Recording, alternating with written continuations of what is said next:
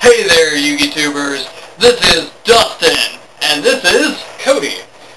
And we switched things up today, as you probably noticed. We switched places. just to throw you for a loop. Also, I'm not wearing pants. Wait. Balls in your court, internet. And we're back. Yeah, clearly there was an issue, like a legal issue with me not wearing pants, so I kind of had to go put some on. Yeah. So, today's topic is going to be net decking, and why it's good / bad. For the game and you people here in general. You people. Alright, so let's start us off with, okay, so we all know why it's bad. You're gonna net deck a really expensive top tier deck, and you're gonna be like, oh, this is mine. I invented this deck. Fuck you. I did this shit before it was cool. Fuck you hipsters. No, you didn't. In fact, you probably found it on a top 32 deck list on the Yu-Gi-Oh! Card site. Hojo, TCG Player, YouTube. any of the YouTubers that profile decks. Because that's nice and all, you know, that we get to see, hey, what just won and what just wiped the floor with all your candy asses. But, you know, who's getting credit for it? Is it the person that actually built the deck?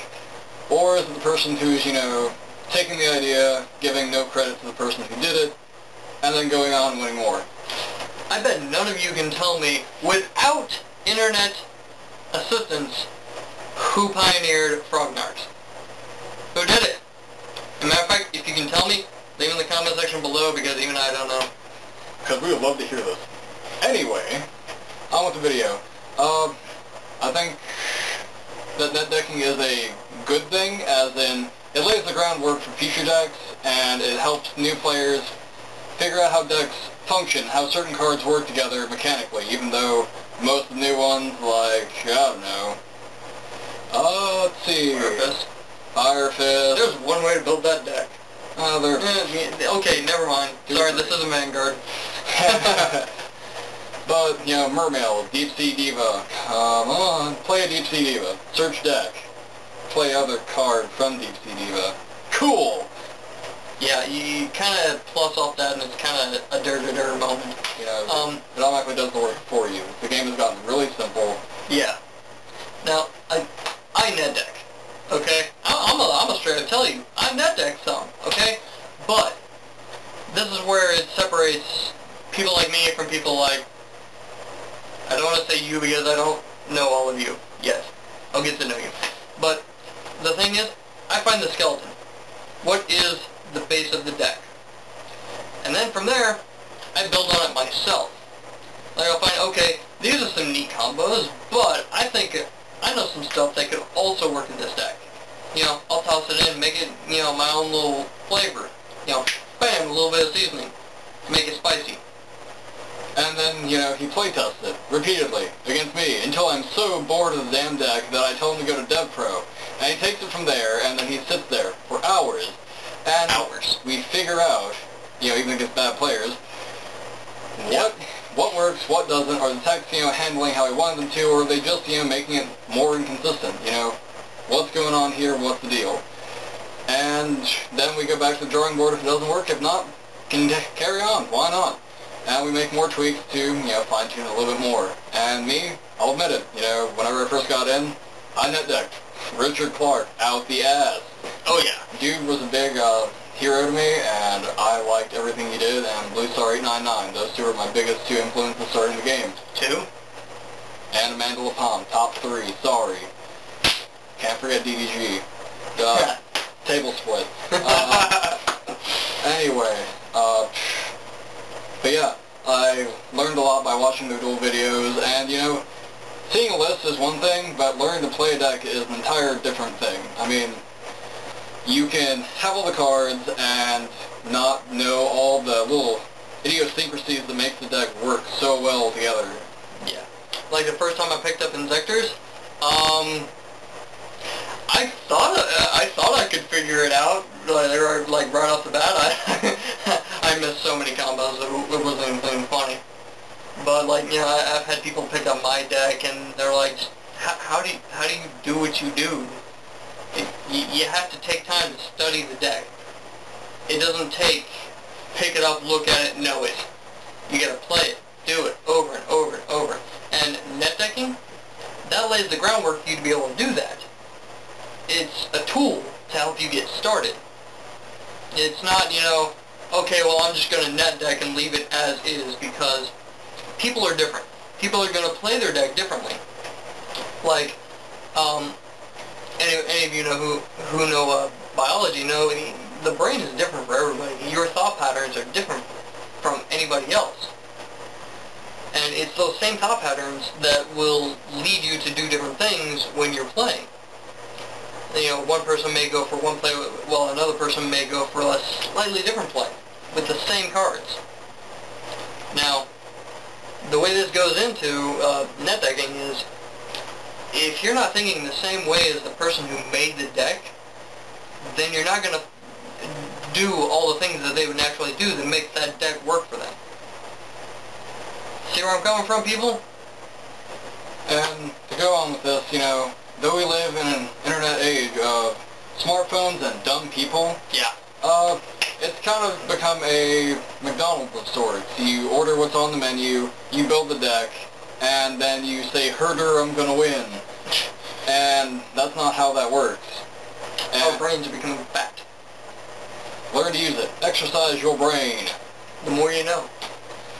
And, you know, I really do have a lot of props for whoever did think of frognards. I mean, who would have thought? These frogs worked with these monarchs. I should put them together. And yeah, they will win things. Honestly. And, you know, a lot of people that, you know, do say, oh, I pioneered this deck. Did you pioneer it? Probably not. You looked at somebody who did before. I mean, give credit where credit is due. I mean, if you made some special little tweaks, yeah, it was like, I pioneered this tweak in this deck. I did this. I mean, there are certain people who do give, you know, credit where credit is due. Anywhere who flat out says, yeah, I netdeck belly break deck. Cool. Or, you know, the guy who topped over here in the U.S. with Chaos Dragons a week, or was it, yeah, it was a week after the YCS over in the UK. You know, I give props to that. He's not bullshitting. The deck was inherently not that hard to build, but, you know, at least he gave the credit, which is more than I can say from more than half the, you know, internet community. I give props to my Inferno deck for Konami for making the deck really simple to build.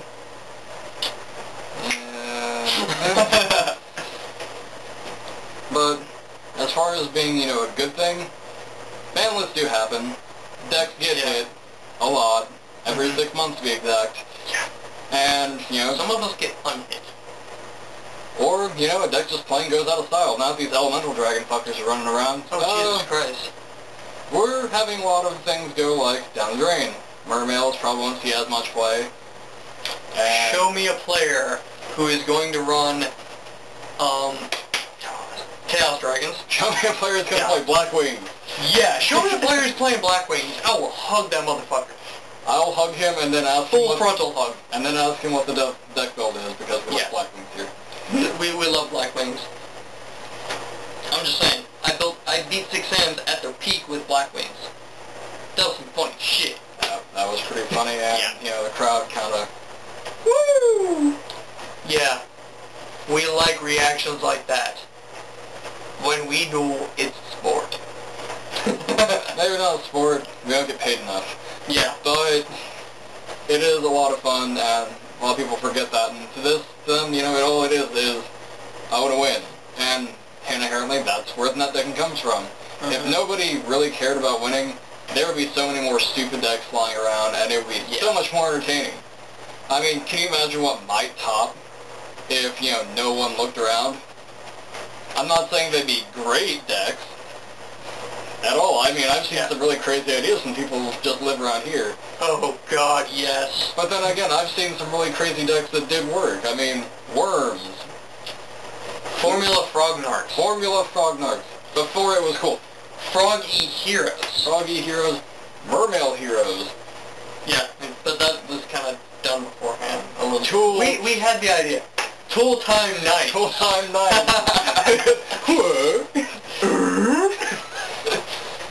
But, you know, Oh, yeah. you get the idea. And it just goes to show you, you know, you can have an idea and it could work, or it could not. You know, it all comes down to random choice and where the cards work together. And I like that, how decks used to be. You know, I don't like the fact that it was all Fiendcaster and 4-level high beat drop. Yeah. But it had a lot more originality back then, as in, you know, literally you had the mindset of everything can work, but not all of it really did.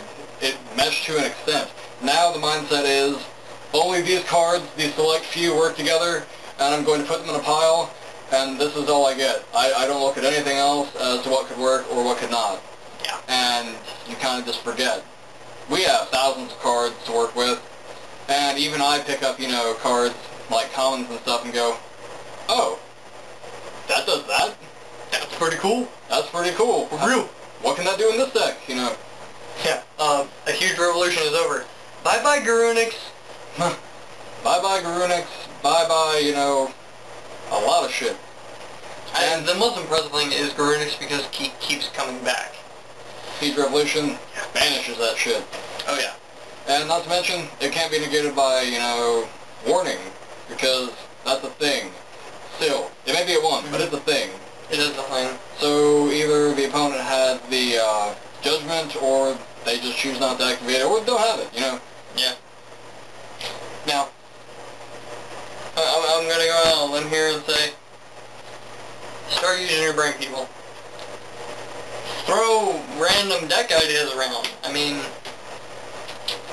we had a really weird, diverse group while we were having... Well, I didn't want to call it regional, it was fucking locals.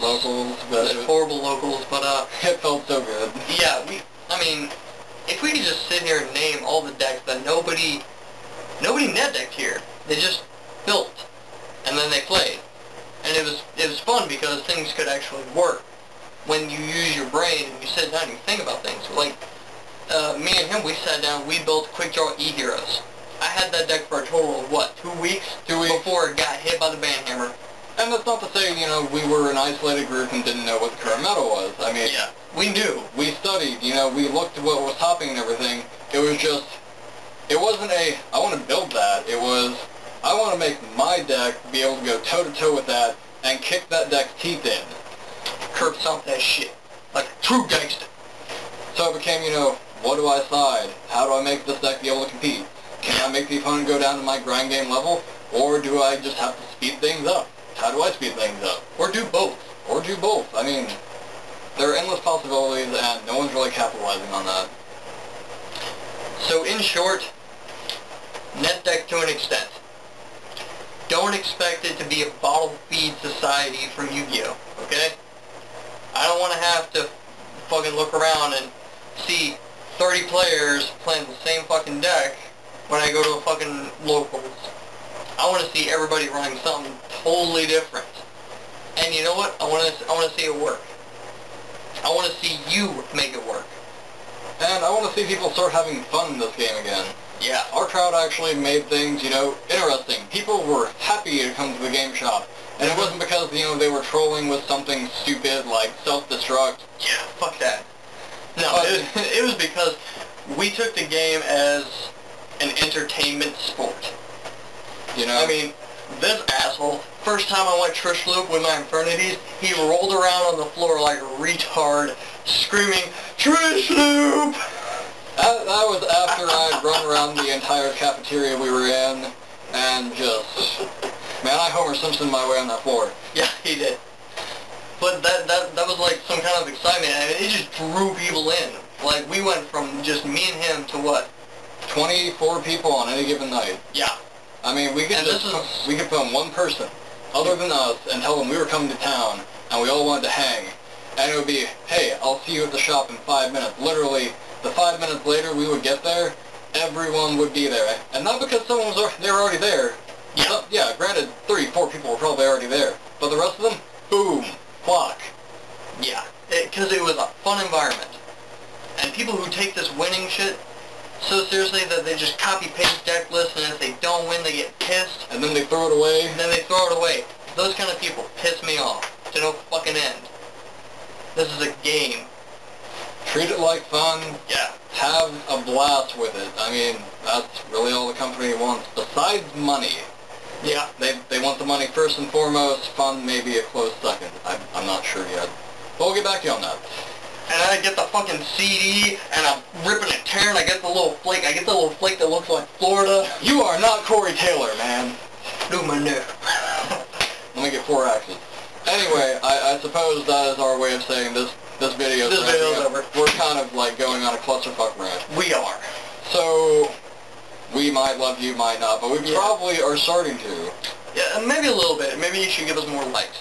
Also, in the comment section below, I want to hear you guys' opinion, okay?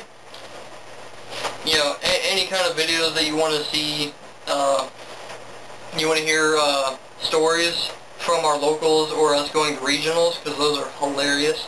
If you want to hear a rage-filled rant about, you know, anything, because we can go for hours, I mean, if you want us to take this fucking camera, just set it down and rant at you for hours on end, tell us. And we will be happy to oblige. Or if you just want to see me do, you know, a Homer Simpson's run on the floor. Yeah, I'll do it. We'll tape it. I have no shame. Go for it. If you want to see him do caramel dancing. Please don't. Do it? Yeah, do it. Do it. Tell me what. Lights on. It means it's recording. Okay, so, like, comment, subscribe, and all that. You are not the Silent Enigma.